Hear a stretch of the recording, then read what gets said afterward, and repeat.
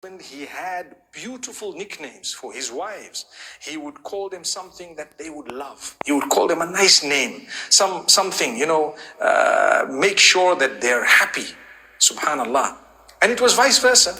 It was vice versa. So sometimes the women say, the Prophet ﷺ had a nickname for his wives. Why don't you have a nickname for me? My dear sister, why don't you have a nickname for your husband too? Call him something nice. He will appreciate.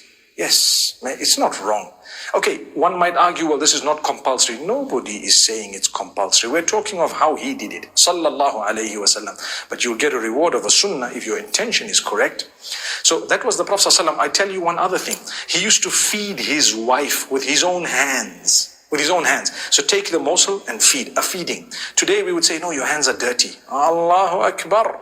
So number two is, he said it's an act of charity to feed your wife, an act of charity. So yes, to bring along the food and to feed the family is definitely also an act of charity. It's a duty.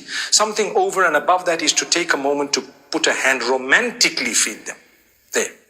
Similarly, what he did with Aisha radiallahu anha, he would drink from the same part of the utensil that she drank from, looking for the place. He would drink it and he would make sure she blushed as a result. I'm shy. Subhanallah. You become shy because you're full of love. And you know what? You're full of respect at the same time. Amazing. Subhanallah. And we have something very interesting. Even when they had the food that she would bite into, he would look for the place she bit and he would bite. Meaning they shared their food.